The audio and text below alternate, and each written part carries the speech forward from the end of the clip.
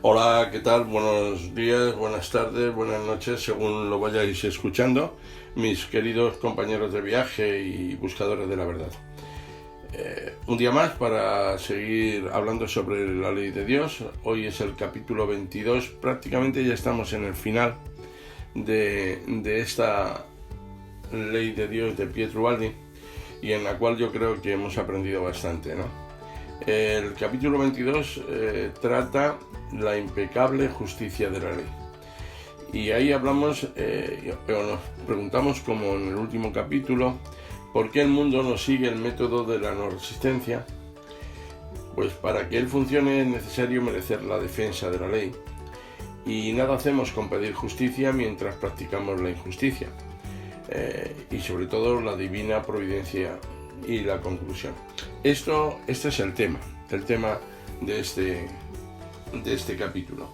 Y empezamos porque es muy extenso y entonces creo que tendréis que poner siempre atención, ¿no? Porque ahí nos jugamos mucho, queridos compañeros. Nos jugamos tremendamente el saber el funcionamiento de la ley, que es muy necesario. Y el que va bien informado, las cosas las hace muchísimo mejor. Porque es que si no, si lo haces por ignorancia, porque no quieres escucharla, porque no te va bien, la ignorancia te trae muchos problemas y además tú eres responsable de hacer esto. Es que, que realmente no importa que tú hagas una cosa y luego después digas, no, es que yo lo ignoro. No, tú lo podrás ignorar, pero tú eres responsable de lo que haces.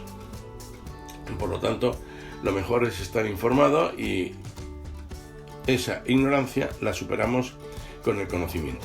¿De acuerdo? Bueno, empezamos con el capítulo. Dice, explicábamos en el capítulo precedente el significado, la razón profunda y las ventajas del método de la no resistencia sostenido por el Evangelio. Terminamos nuestras conversaciones con esta pregunta: ¿por qué el mundo no ha comprendido aún la utilidad de este método de vida y por qué no lo sigue? Y observemos ahora las razones de este hecho. El sistema del Evangelio se podrá decir que funciona a largo plazo, porque es de largo alcance, y el sistema del mundo, por el contrario, funciona a corto plazo y es de corto alcance. Esto es lógico porque en este segundo caso, tratándose de un plano de vida menos evolucionado, todo en él es más limitado en el espacio y en el tiempo. Esto corresponde a la forma mental del hombre práctico, que solo percibe de cerca como los miopes y se cree positivo y adaptado a la realidad porque vislumbra solo las cosas concretas y los efectos inmediatos. Este tipo de hombre tiene prisa por realizar algo porque su mundo es un caos. Y en el reino desorganizado del desorden, nada duradero se puede construir. Solo hay luchas sin seguridad alguna del mañana. Este hombre está cerrado en su psicología de nivel sensorio y por esto lleno de ilusiones en las cuales cree ciegamente, no poseyendo aún la inteligencia del nivel especulativo que pueda orientarlo con el conocimiento de las causas primeras y del funcionamiento orgánico del todo. Por estas razones, el mundo todavía no puede comprender la utilidad de este nuevo método de vida que aquí explicamos y por consiguiente no lo practica. Pero no lo practica también por otra razón. En las manos del hombre común, el método del Evangelio no funciona, porque él no sabe hacerlo funcionar. Para que esto sea posible, es necesario que sean ejecutadas todas las condiciones que vimos que eran indispensables. Para que en relación a nosotros pueda funcionar la ley de justicia, es preciso ante todo colocarnos dentro de la justicia de esta ley y no fuera de ella. Esto quiere decir que con nuestra inocencia nos hacemos merecedores de que la ley nos defienda. Y no la mereceremos si somos culpables, por lo cual la ley nos golpeará.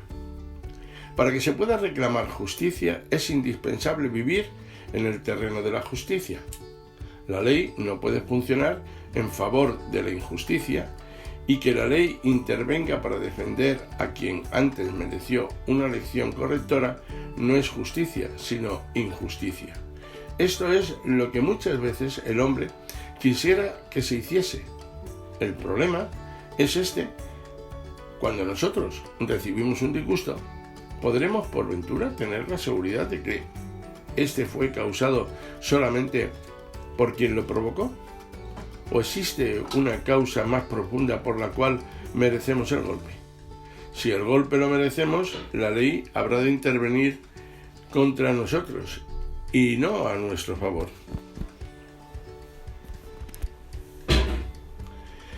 Para que la ley funcione a nuestro favor, es necesario que seamos inocentes y que no tengamos deudas que pagar.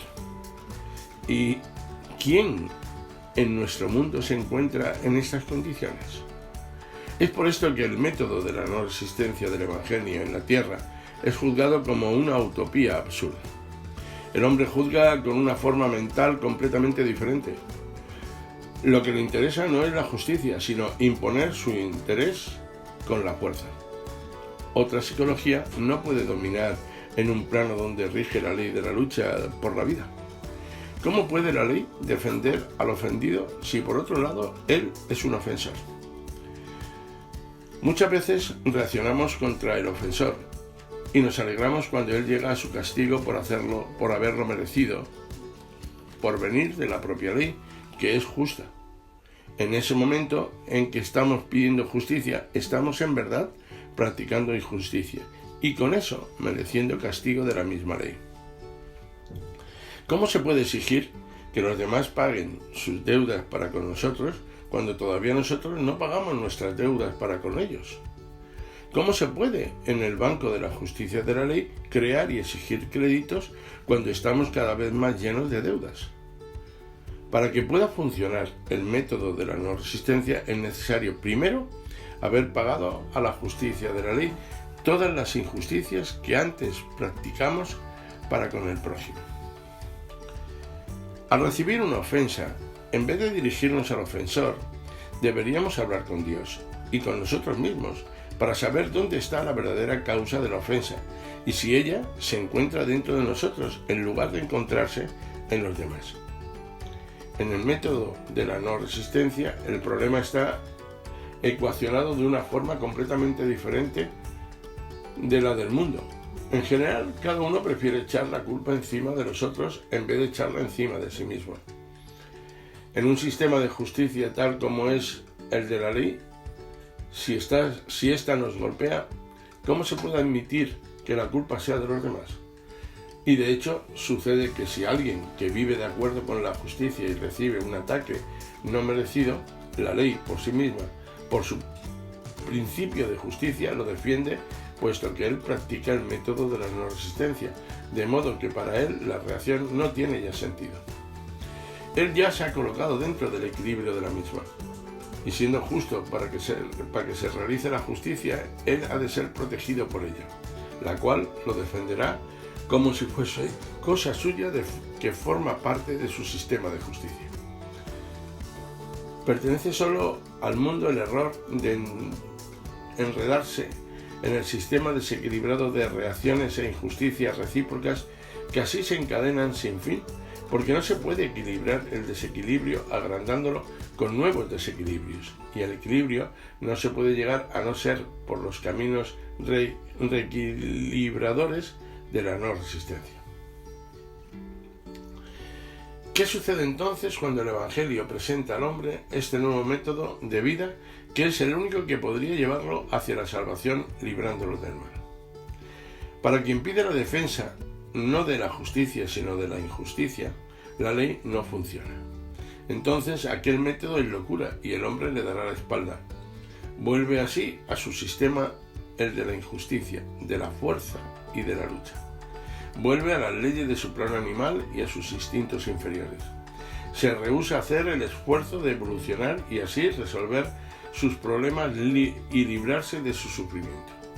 El mundo no quiere aceptar el remedio que le fue ofrecido para curar sus males. Preferir el daño a la ventaja no es maldad, no puede ser sino fruto de la ignorancia, de la falta de inteligencia. Pero ahí está el dolor, providencialmente encargado de mostrarnos que la locura no está en el Evangelio, sino en nosotros, que no queremos comprenderlo. Estamos reclamando justicia y no comprendemos que justicia estamos recibiendo, pero en la forma de sufrimiento, porque la justicia que muchas veces nosotros pedimos no es otra cosa que injusticia, es decir, la justicia invertida. Tal justicia no la podemos recibir más que en la forma invertida del sufrimiento. La ley quiere que nuestro bien, y no se puede llegar a él agregando al mal un nuevo mal. La gran locura es la del mundo, que quiere llegar a la justicia por los caminos de la injusticia. Así, un régimen social toma el lugar de otro y con todos sus hijos de los mismos engaños y violencia. Vemos en la realidad de la vida los resultados de este método. La justicia ha de ser absoluta e imparcial y no constituida por una serie de justicias relativas y partidarias en función de los intereses de los que la practican. La ley no puede estar sujeta a los egocentrismos individuales o de grupo. Ella está por encima de todo esto, por encima de nuestro mundo y de sus luchas. Referimos en los capítulos pasados que hablaríamos de la divina providencia. Se trata de un fenómeno parecido al que aquí estamos estudiando, sujeto también a sus reglas, y en él también muchos no creen porque en las manos de ellos no funciona, por no haber sido satisfechas las condiciones necesarias. Entonces se afirma que la divina providencia no existe, y de hecho así es para ellos. Entre tanto, ella continúa funcionando para los demás. En este caso también se trata de un fenómeno a largo plazo y de largo alcance. Pero la inteligencia de muchos no llega a ver sino lo que sucede de un día para otro y lo que ellos pueden alcanzar con sus manos. La mayoría cree vivir en el caos y procura agarrar en el momento lo que más pueda, y no sospecha que vive en un universo orgánico donde hay de todo de sobra y está a nuestra disposición si nosotros hacemos los movimientos correctos conforme a las normas de la ley. Pero la inteligencia para llegar a esto aún no ha sido conquistada. Le damos entonces la espalda a la divina providencia, renunciamos a su ayuda y volvemos a las luchas de nuestro mundo. Parece una locura que tanta gente tan astuta y espontáneamente renuncie a estas ventajas, pero de este modo se cumple la justicia de la ley, de la cual no hay que huir. Y la justicia es que nada se puede ganar si no ha sido merecido. Mirad, ya hablamos de la divina providencia en nuestros libros La nueva civilización del tercer milenio, capítulo 11. Enumeramos en aquel libro las condiciones indispensables para que la divina providencia pueda funcionar, que son las siguientes. Primero, merecer la ayuda. Segundo, haber, antes que nada, agotado las posibilidades con nuestras propias fuerzas. Tercero, estar de acuerdo con sus condiciones en estado de necesidad absoluta. Cuarto, pedir lo necesario y nada más. Y quinto, pedir humildemente con sumisión y fe. Quien quiera profundizar en este asunto en particular lo encontrará desenvuelto en el libro y capítulos ya señalados. En este capítulo estamos discurriendo sobre esta gran realidad, la ley de Dios que todo rige. Tratamos de ver las normas que dirigen al mundo moral con la misma exactitud con la cual está regulado el mundo físico y dinámico.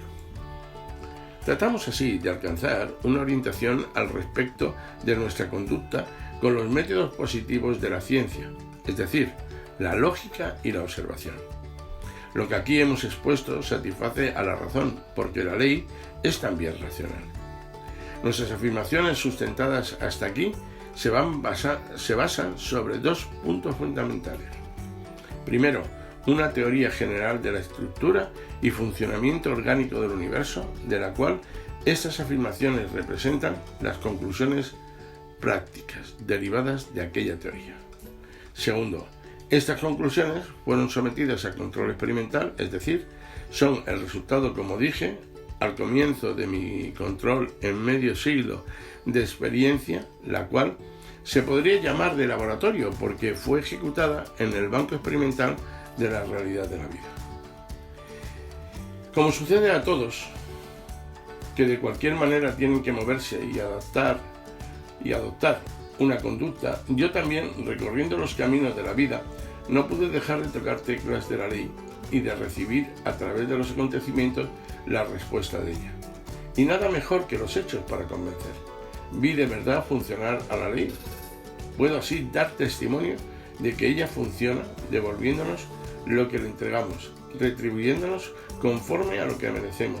Y no puedo creer, porque esto sería injusto e ilógico, que la misma ley no ha de funcionar de la misma manera para todos. Mirad, no quiero con esto imponer creencias algunas. Solo puedo convidar a los que en estos conceptos se interesan a experimentar por su cuenta para que terminen por llegar a realizar para su ventaja el mismo descubrimiento. Aquí pueden encontrar explicadas las reglas de juego para ser controladas, verificando si son verdaderas. Mi deseo no es de manera alguna el de esparcir ideas en busca de seguidores, que nunca ha sido mi intención. Hablé únicamente porque quedaría muy satisfecho si pudiese ver también a los demás, a pesar de encontrarse en medio de este mundo tan feroz, obtener los resultados maravillosos y diría milagrosos de satisfacción interior y de éxito práctico con que la ley me ha respondido y que con la ayuda de Dios me permitió alcanzar. Bien, hasta aquí hemos llegado. O sea, yo creo que está muy bien explicado por qué no funciona este método del Evangelio de la no resistencia. No funciona porque no creemos en él y porque creemos realmente en lo físico, en lo que la maldad o Lucifer nos ha acostumbrado desde tiempo desde que surgieron el ser humano en este planeta, y nos ha contado milongas, mentiras, una tras otra. Todas están metidas en esos libros que dicen que son libros sagrados, pero que todos están manipulados. En base, es verdad, la base de estos libros es fenomenal, porque la crearon la divinidad. Después intervinimos los seres humanos, que somos humanos, y la quisimos adaptar a nuestro ego. Los señores que escribían, dirigían, sacerdotes, no sacerdotes, en fin, los que al fin y al cabo quisieron dominar. Todas las religiones tienen su parte negra y de verdad que no es nada gloriosa, ¿no? Pero todos, ¿por qué? Porque buscaban el dominio, el poder, bien por el poder mediático político o bien por el poder mediático de la economía y el dinero. Todo estaba dominado por ellos. Los demás simplemente eran circunstancias o si se morían, pues se morían, y si se matan, se matan. Son lo que ellos llaman cuestiones colaterales del bien común, pero del bien común de ellos, no del pueblo. Claro, es que eso es muy relativo.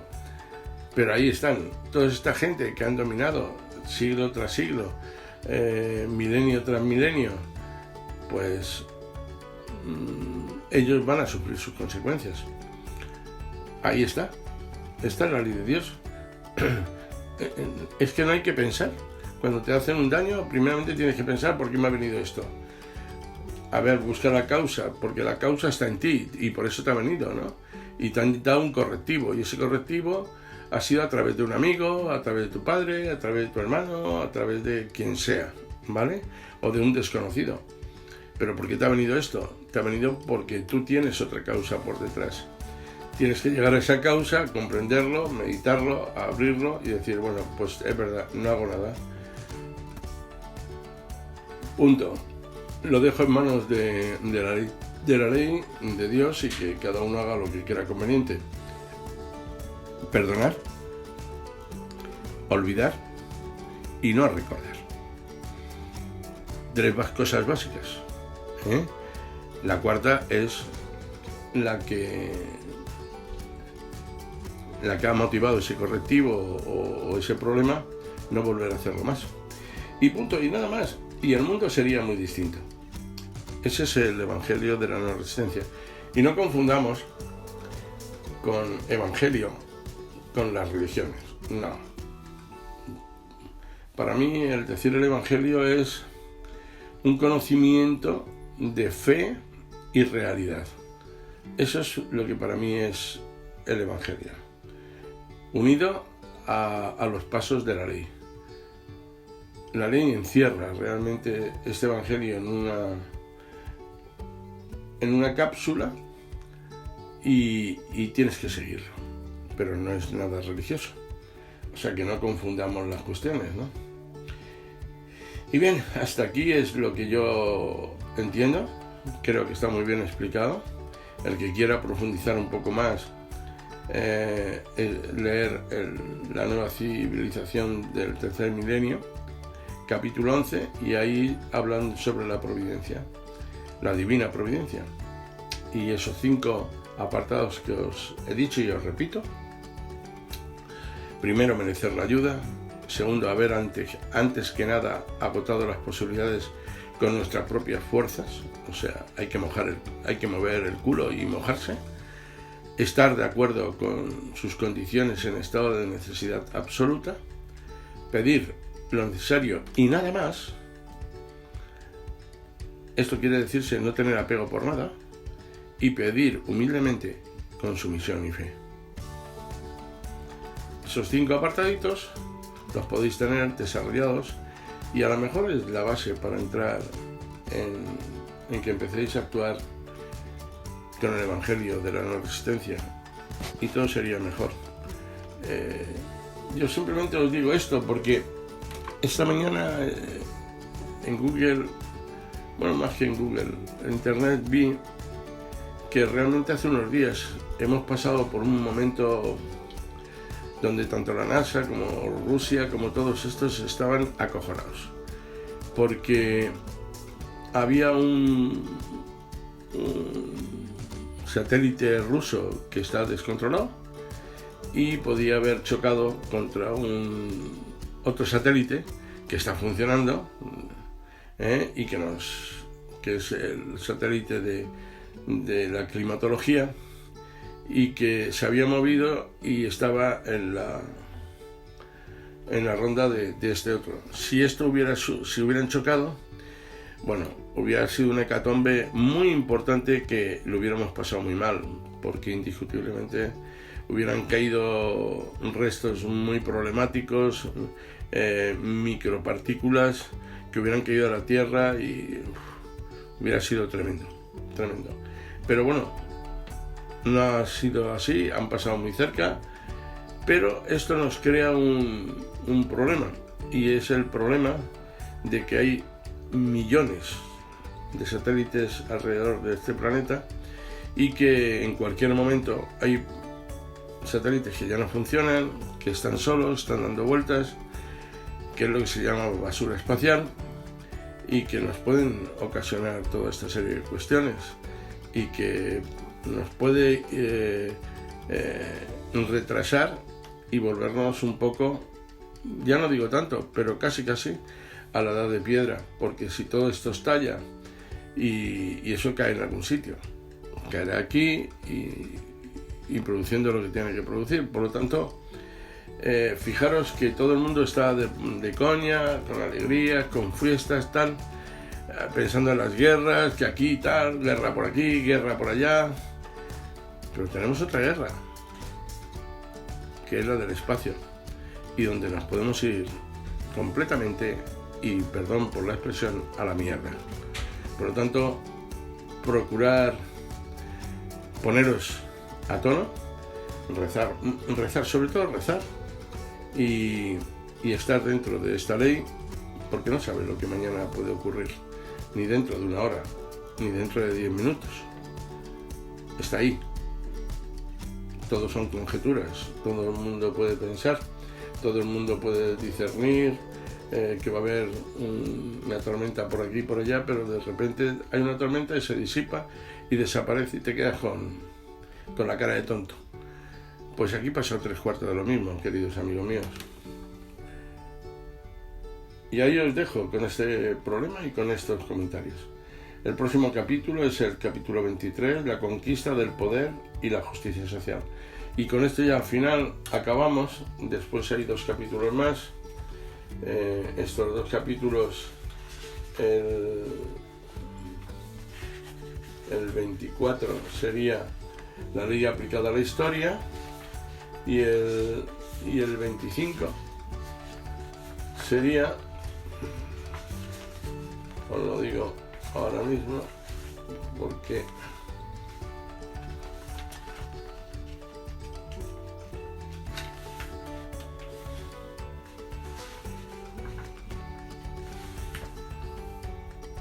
el 25 es la evolución de la historia. Creo que el 24 es la ley aplicada a la historia y el 25 la evolución de la historia. Ahí hablaremos sobre, en el 24, el origen de la Revolución Francesa y el verdadero juego de la vida.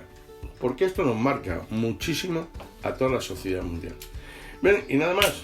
Un abrazo fuerte, que tengáis un maravilloso día. Hasta luego.